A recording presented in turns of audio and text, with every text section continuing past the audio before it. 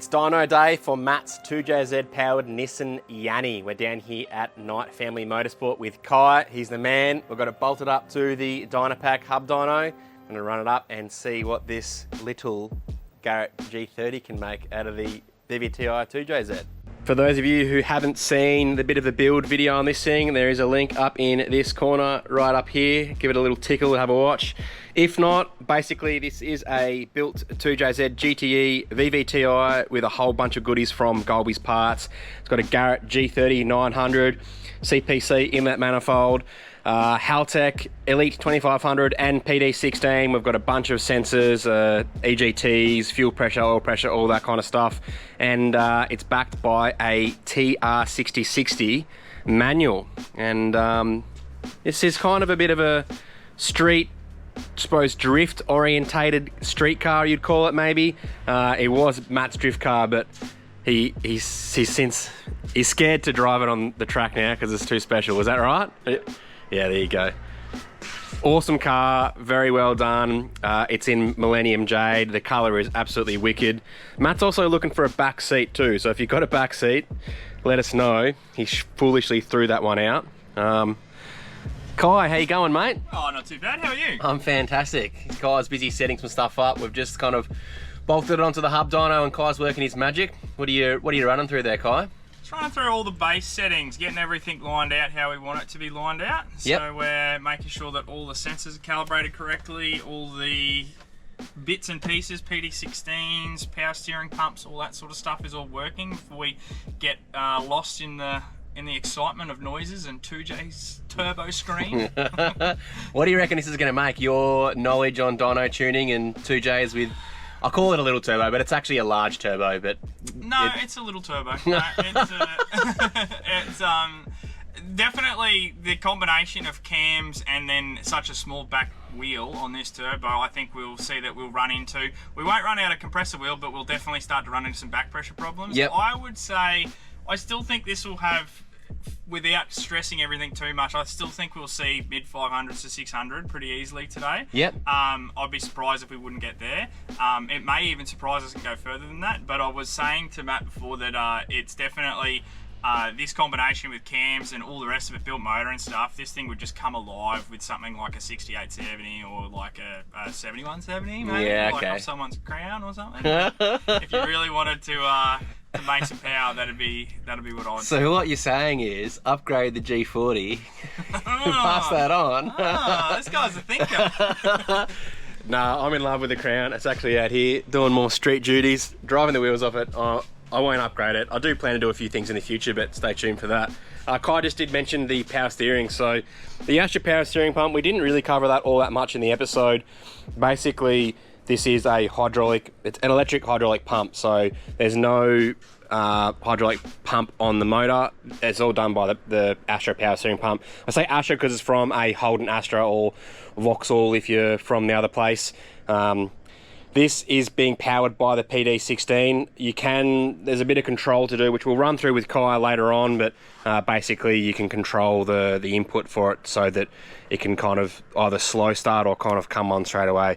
The other thing is the fuel system. We also replaced just the fuel filters with some Raceworks filters in there because they were old ones, were just full of junk. So got a 10 micron and 100 micron in there, so pre and post surge tank leading up to the fuel rail for the injectors. So we'll run through some stuff with you today. Maybe Kai said maybe we can do a bit of a VVTI on and off thing to show the difference of VVTI and if it's beneficial. Yeah, we'll do some runs with the VVTI not moving the cams at all, and then we'll show you just what VVTI does, so people who don't understand what VVTI is. Yeah, sweet. Seeing it graphically represented on the dyno makes it very clear of how it works and what it does. Awesome, so. Sweet as.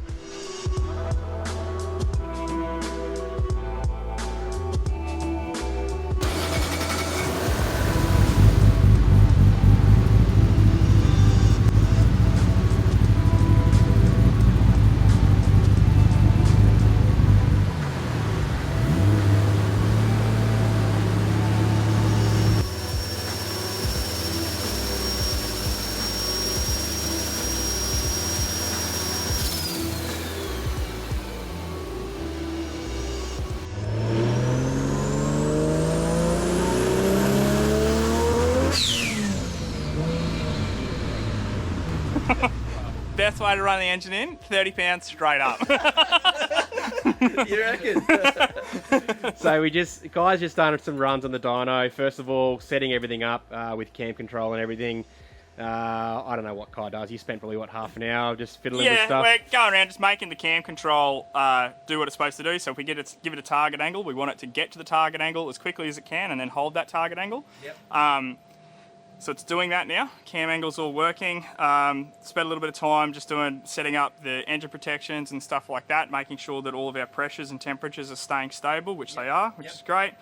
We then went to do just a ramp run with the drive-by-wire throttle. We just did a run where we're limiting the max throttle angle to 30% just to get...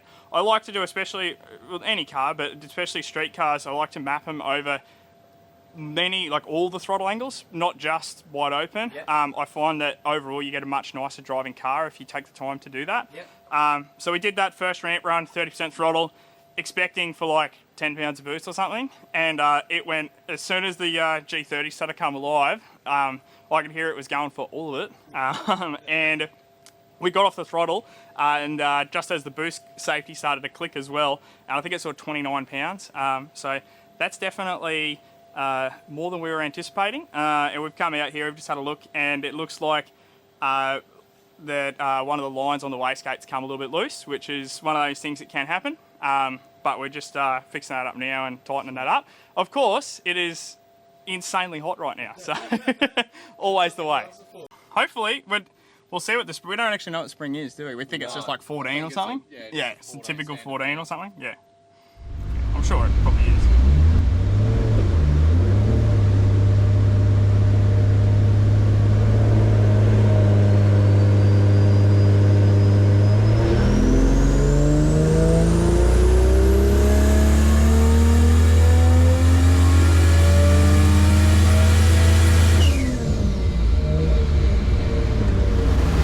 A bit better, eh? So much better.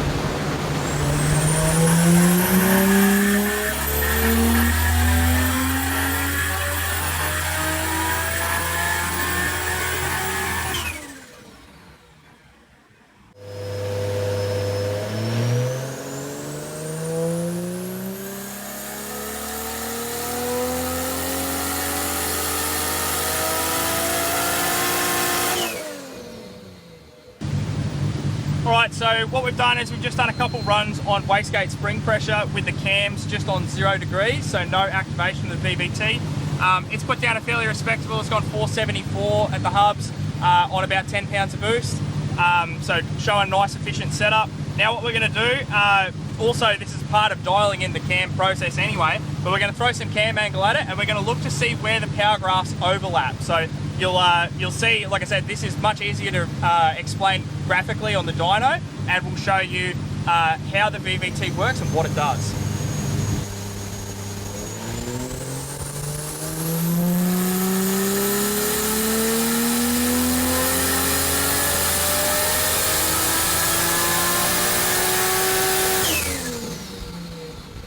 Alright guys, so here is a classic example. This is exactly what we wanted to show you of what VVT does and why some guys will run it. So if you look here at the pink line, this was our baseline run where we ran the car at wastegate pressure with no cam advance being applied whatsoever.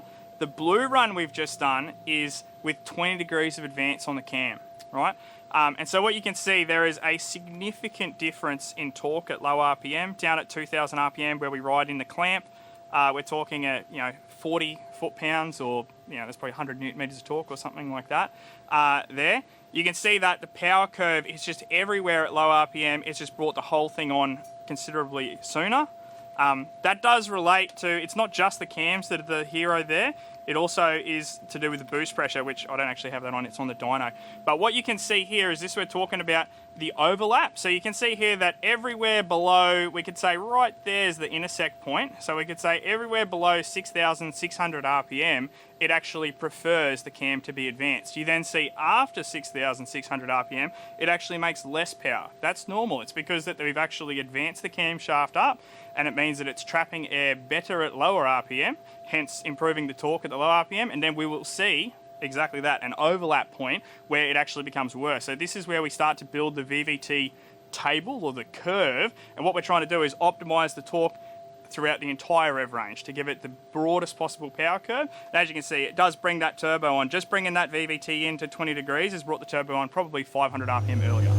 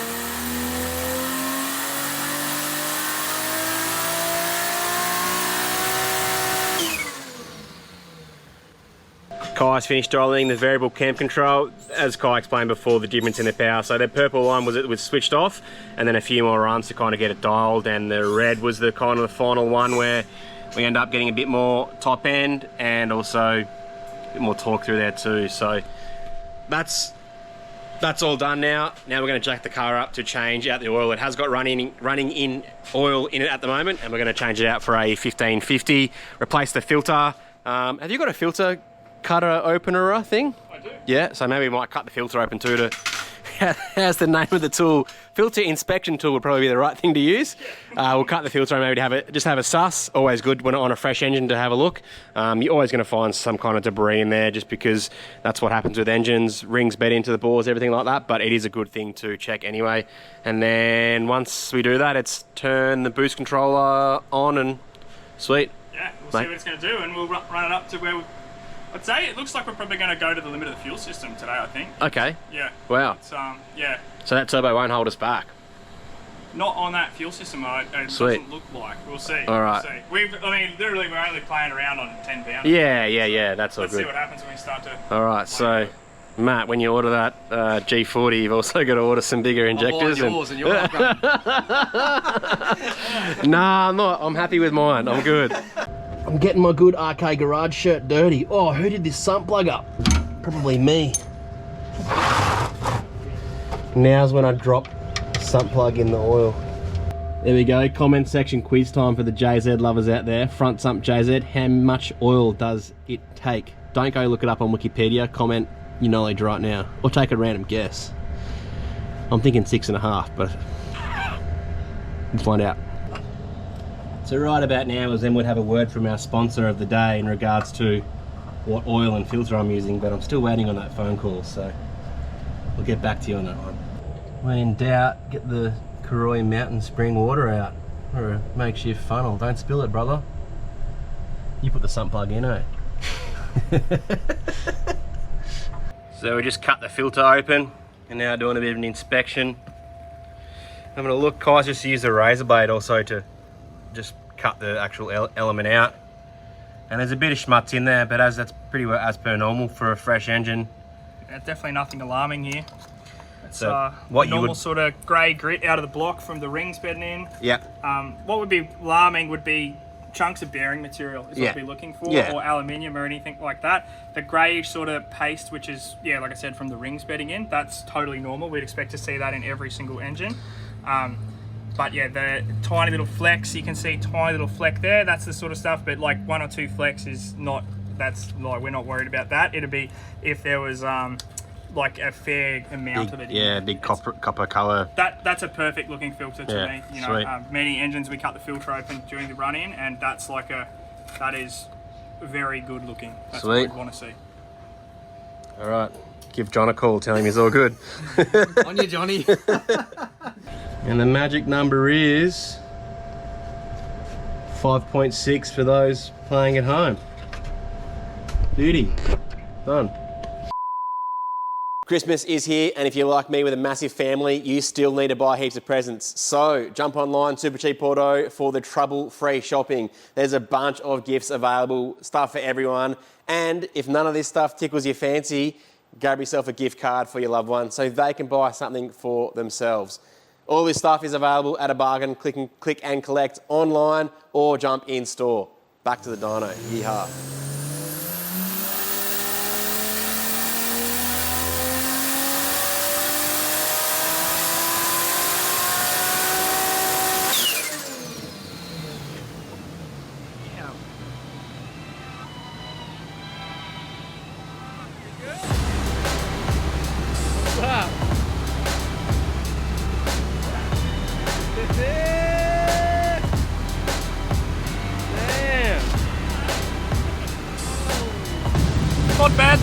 Not bad. Good size.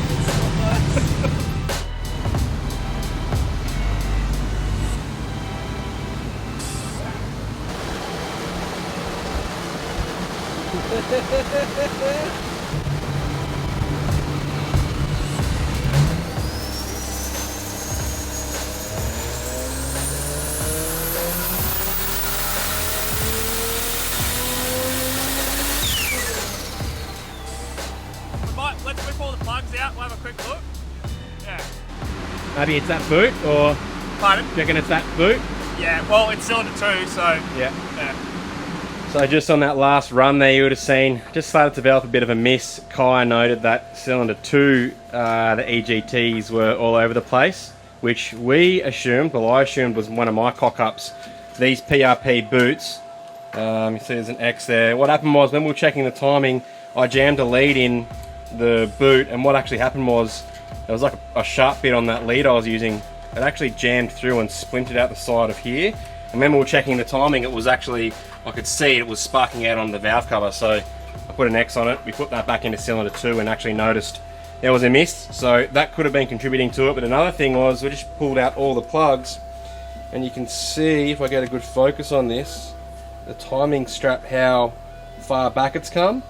Purely because these are actually a 6. So BKR 6 EP. Again, my cock up, I put these in there, and I gapped them right with 6 EP. I didn't even check to Kai whether to say, I said, hey, what should we gap them to? But I didn't ask the heat range. So Kai has now got a set of 7 E's going in. And what do you say about the 7 in the difference, Kai, than the shape of the... You can just see that they're like, these are they're just a much more closed in and beefier design. Yep. It's because it's a colder plug, you know what I mean? Like if you see like a 10 or something, they're even beefier and more closed in again. Yeah, okay. So, but yeah, no, there's this, for the power range we're going for now, that's typical of showing it. The good thing we can see though is we've got a good clean burn on all 6 cylinders, but it's showing all the cylinders are showing a bit hot. Yeah. And realistically, the timing numbers and where we're only at like 16 pounds of boost and stuff, you know what I mean? Even though it's making really good power there, but that's just sort of showing that a 6 heat range, I do believe that's actually the stock heat range. Yeah, I think that's what I must have done, it's one of those things that stock 2Js don't make 600 horsepower, so it's pretty typical. That well, hang on, the internet will tell you otherwise. yeah, probably. But yeah, it's one of those things that, as the power level in the engine goes up, the in-cylinder pressure and temperature goes up, and hence the spark plug then starts to show hot. That'll be probably contributing to that miss too, yeah? It could definitely be a factor. We'll see, but yeah, we'll go through, we'll just do the normal thing. Now that we've seen that, we'll address that with the right plug, we'll re-gap, we'll go through. We might even throw some lecky tape just as a temp stop on that boot that we know's got a little imperfection in it. Yeah, sweet. And see how we go. So I've already got onto Granger at PRP, who's going to send me up another boot. Thank you, Ben. We're just going to probably throw some electrical tape over these just to try and... I can't actually see where the hole is, but I know that was the one, so we'll get it back in there. Get some plugs in. And how much boost are you going to go for after this? What was the injector duty cycle then? Well, on 16 pounds, we're already up around 83-84%. So realistically, that's we've still got a bit more, but I think we'll see what it wants to do. We'll throw 18 or 20. Okay. We'll see what it's got. That'll probably be the top. That'll be the limit of the fuel system. It'll just go proof of concept to show what it can do. But then realistically, we might bring it back to somewhere around those, mid 600s or something. Yeah. Would probably be the number. Yeah. Sweet. This is a pro tip to 1, watch out for the hot exhaust housing and don't burn your wrists. 2, the peel inside these R35 coil packs. Make sure you don't drop that on the ground and lose it when you remove the coils, because that will cause a miss and you'll be having a bad time. So Kai's throwing the plugs in there, now we can throw these bad boys back in and pump up the boost.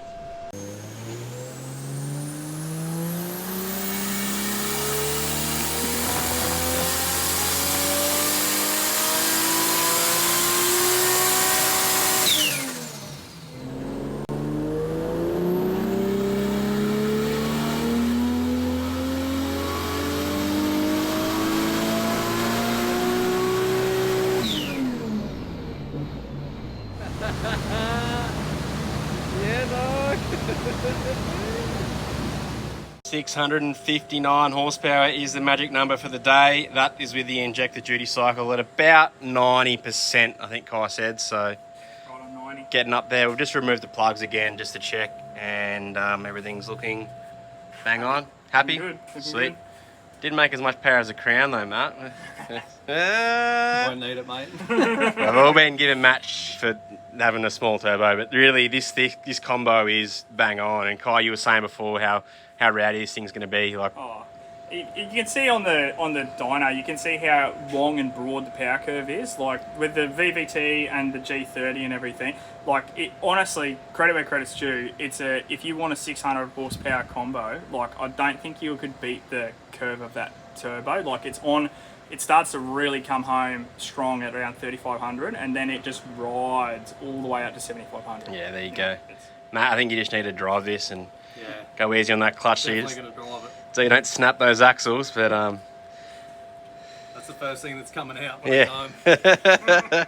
It's always a successful day when you can drive your car off the dyno, even though we're still bolted onto the hubs, but we'll get it off eventually. Shout out to Kai from Knight Family Motorsport. If you want your car tuned or you need some advice, don't hesitate to give Kai a call or contact him via Facebook. There's a link in the description below.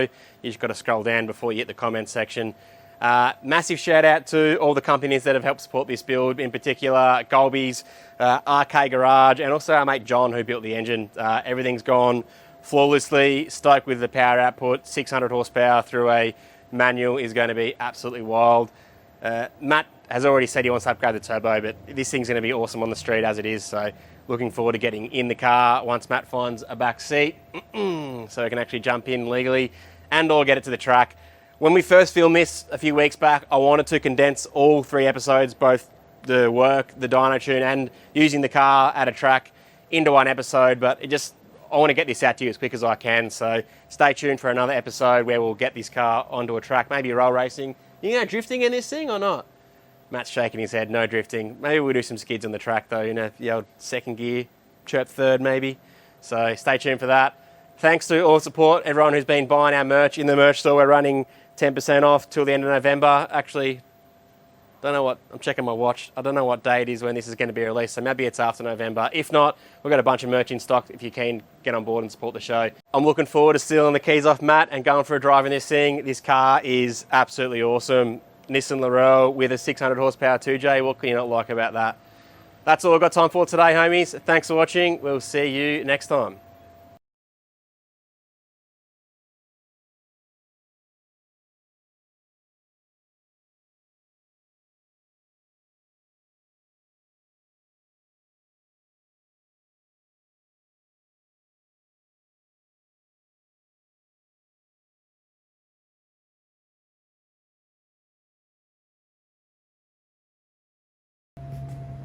Do you say Laurel or Laurel? Lorry. Laurie. You say Laurie or Yanni? Laurel. It's Laurel? It's Laurel, bro. It's Laurel, bro. Cassius confirmed. The Kiwi himself. It's Laurel, bro. Laurel. Hey, what about, you mentioned two-step. What about two-step? Yeah, we're doing that now. Yeah. Oh, yeah? Yeah. Sweet. Stand by.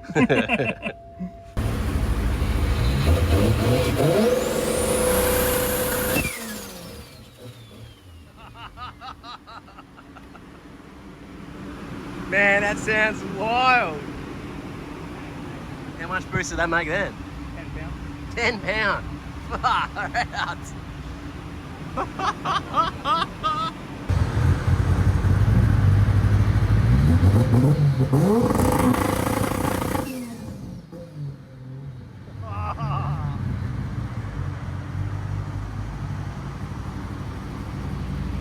Approved.